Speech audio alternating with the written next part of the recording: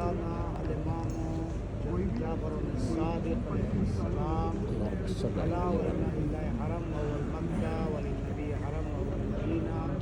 ولأمير المؤمنين حرم وهو الكوفة ولنا حرم وهو بلدة قم وهذا محط شیعتنا۔ بارگاہ ملکوتی حضرت فاطمہ معصومہ سلام اللہ علیہ کی عظمتوں پر بآواز بلند صلوات پڑھتے ہیں۔ اللہم صلی اللہ محمد وآلِ محمد۔ جس سرزمین پر ہم اور آپ سب تشریف فرما ہیں یہ سرزمین قم ہے، اور سامنے آپ کے حرم بی بی حضرت سلام اللہ علیہ ہے فاطمہ معصومہ، جو امام موسی کاظم سلام اللہ علیہ کی بیٹی تھی، امام رضا علیہ السلام کی بہن ہے، خواہر امام رضا، اور نویں امام محمد تقی جواد علیہ السلام کی پھوپھی ہے۔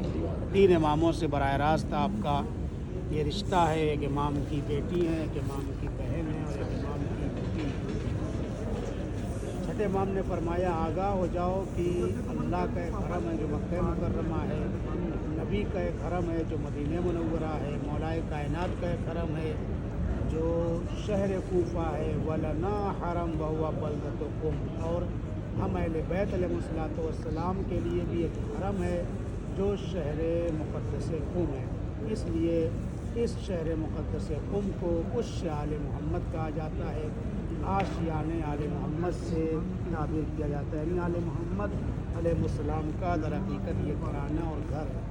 اور ہر آدمی اپنے گھر کی طرف جانا پسند کرتا ہے۔ کہتے ہیں کبھی کبھی بیک وقت تمام معصومین اس حرم میں موجود ہوتے ہیں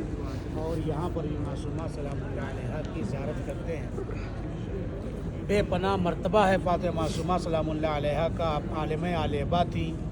تاریخ یہ بتاتی ہے کہ بغداد سے ایک گروپ مدینہ پہنچتا ہے، وہ چاہتا ہے چند سوالات کو امام موسی کاظم علیہ السلام سے پوچھیں، لیکن امام کاظم علیہ السلام سفر پہ تھے اور قافلہ رکتا ہے، اور جب فاطمہ معصومہ سلام اللہ علیہ کو پتہ چلتا ہے کہ یہ لوگ سوالات پوچھنے میرے بابا سے آئے ہیں، تو انہوں نے کہا لاؤ سوالوں کو مجھے دو، میں ان سارے سوالوں کا جواب دیتی ہوں۔ فاطمہ معصومہ سلام اللہ علیہ کو جب سوالات ملے تو آپ نے بہترین انداز سے ان سوالوں کے جواب عنایت فرمائے، اور قافلہ خوشی خوشی واپس اپنے وطن کی طرف پلٹنے لگا۔ ادھر امام سفر سے واپس مدینے آ رہے تھے، آپس میں ملاقات ہو گئی قافلے کی اور امام سے۔ احوال پرسی کے بعد امام علیہ السلام نے پوچھا کہ کیا ہوا، تو ان لوگوں نے بتایا کہ آپ کی بیٹی فاطمہ سلام اللہ علیہ نے سارے سوالوں کے جواب عنایت فرما دیے۔ تو آپ نے ان سوالوں کو لیا اور پڑھنا شروع کیا، تو تاریخ کہتی ہے ایک مرتبہ نہیں بلکہ 3 مرتبہ فرمایا فداہا ابوہا فداہا ابوہا فداہا ابوہا، اے میری بیٹی فاطمہ آپ اس مرتبہ کمال پر فائز ہیں کہ وقت اور زمانے کا امام اور آپ کا بابا آپ پر قربان ہو جائے۔ اس طریقے سے سوالوں کا جواب دیا، اور تاریخ یہ کہتی ہے کہ جس وقت آپ نے ان سوالوں کا جواب دیا اس وقت آپ کی عمر 9 سال کی تھی۔ 9 سال کی عمر میں کس طریقے سے سوالوں کے جواب عنایت فرمائے کہ امام قربان ہونے کے لیے تیار ہو گئے۔ اتنی عظیم شخصیت ہے اور اتنے علم کی مالک ہیں یہ خاتون، لہٰذا ان کی زیارت کے لیے آپ آئے ہیں، بہت بڑا مرتبہ ہے بی بی کا۔ علامہ امینی کہتے ہیں کہ میں جب رمضان المبارک کے ایام آتے تھے تو رمضان المبارک کا روزہ کر کے اپنے ان ہونٹوں کو زری سے پہلے مس کرتا تھا کہ معنوی طریقے سے اپنے روزے کا افطار کروں، بعد میں جا کر کے کسی چیز کو کھاؤں گا، یعنی مادی چیزوں سے استعمال کروں گا اور روزے کو افطار کروں گا۔ ملا میر داماد کے بارے میں ملتا ہے کہ جب کسی علمی مسائل میں اور مشکل میں گرفتار ہوتے تھے تو اسی سرزمین پر خچر پہ یا گھوڑے پر سوار ہو کر کے آتے تھے، اور اس زری کے سامنے 2 رکعت نماز ادا کرتے تھے اور سجدہ شکر میں جاتے تھے تو ان کو ان کے مسئلے کا جواب مل جایا کرتا تھا۔ اتنی عظیم مرتبے کی مالک ہیں۔ خود امام رضا علیہ السلام فرماتے ہیں جس نے میری بہن کی سرزمین قم پر زیارت کی اس نے گویا مجھے امام رضا علیہ السلام کی زیارت کی۔ 9 امام فرماتے ہیں من زار عمتی بقم وجبت له الجنہ، جس نے بھی فاطمہ معصومہ کی سرزمین قم پر جو میری پھوپھی ہیں ان کی زیارت کی، اس کا حد اقل ثواب یہ ہے کہ اس کے اوپر جنت واجب ہو جائے گی۔ اس طریقے سے امام جعفر صادق علیہ السلام ارشاد فرماتے ہیں کہ میرے جسم کا ایک حصہ सरज़मीन क़ुम पर दफन होगा, जिसकी शफात की वजह से तमाम शियायान वारिद बहिश्त हो जाएंगे। फिर इमाम फरमाते हैं जन्नत के 8 दरवाज़े हैं, जिनमें से 3 दरवाज़े सरज़मीन क़ुम से जन्नत की तरफ जाते हैं, यानी जन्नत के 3 दरवाज़े जो खुलते हैं वाह होते हैं, उसका रास्ता सरज़मीन क़ुम के ऊपर है। आगाह हो जाओ, जब पूरी दुनिया में बेचैनी होगी, इमाम फरमाते हैं नामनी होगी, इंतशार होगा, इख्तलाफ होगा, आखिरी दौर होगा जब गैबत का पूरी दुनिया में बेचैनी होगी, उस वक्त सरज़मीन क़ुम के ऊपर चैन होगा, सुकून होगा, इत्मीनान होगा। लोग आकर के यहाँ पर सुकूनत और इत्मीनान क़ल्ब महसूस करेंगे। लिहाजा ये हरम अहले बैत फ़ातिमा मासूमा सलामुल्लाह अलैहा का रोज़ा है। इस सरज़मीन की फ़जीलत बहुत ज़्यादा है, तारीख़ भी बताती है। वारज़ क़ुम मिन मुक़द्दसा, सरज़मीन क़ुम की मिट्टी भी अल्लाह ताला के नज़दीक, इमाम मासूम के नज़दीक मुक़द्दस है। और आप देखें कूफ़े और क़ुम के बारे में बस आखिरी बात अर्ज़ करना चाहूँगा। कूफ़े और क़ुम के बारे में कहा गया है कि हम ये समझते हैं कूफ़ा बहुत बुरी जगह है। कूफ़ा बुरी जगह नहीं है, कूफ़े के लोग उस ज़माने में बुरे थे, वरना इमाम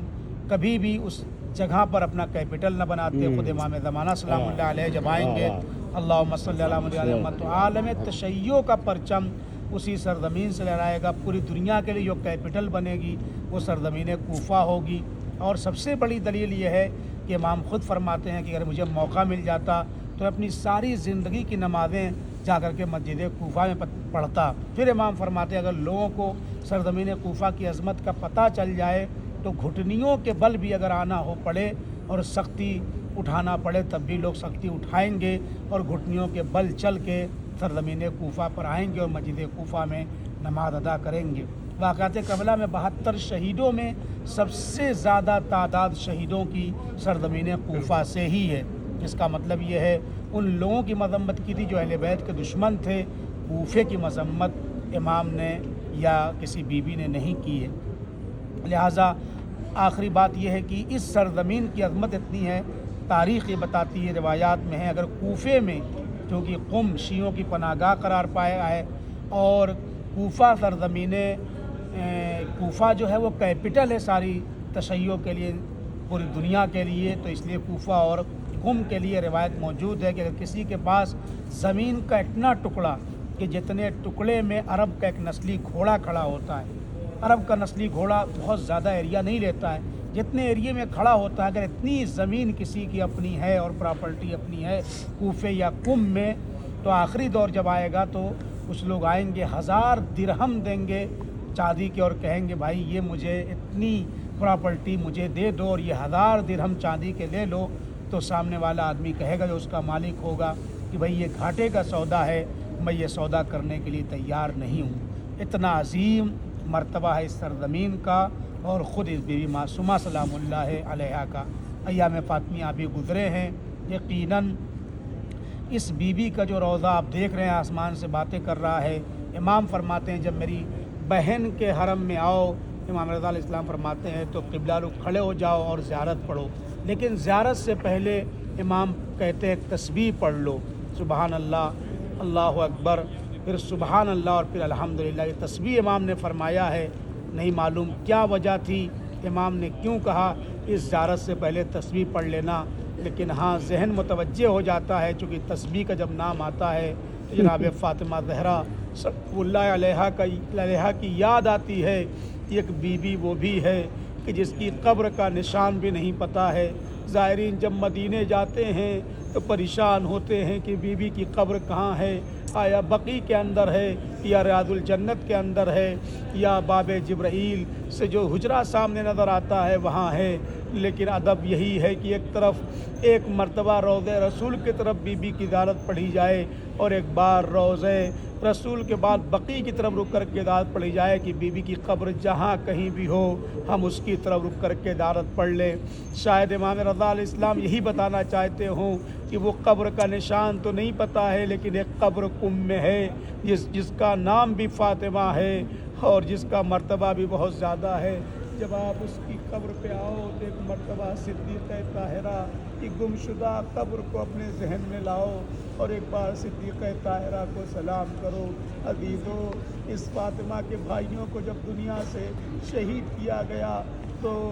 اس بہن کو لوگوں نے استقبال کر کے کنب میں جگہ دی، پناہ دی۔ کسی نے تماچا نہیں مارا، کسی نے عطابیانے نہیں مارا، لیکن ہائے رے سکینہ، بھائی اور بابا کی شہادت کے بعد کبھی تماچے کھا رہی ہے، کبھی ظلم کا نشانہ بنایا جا رہا ہے۔ ادادارو ایام فاطمیہ بھی گزرے ہیں، اس لیے جملہ عرض کر دوں، جب بیوی کا جنازہ اٹھا تو بہت زیادہ مجمع تھا، دن کے اجالے میں اٹھا جب نہیں، روح فاطمہ نے مدینے کا رخ کر کے آواز دی، ہوئے میری جد ماجدہ فاطمہ،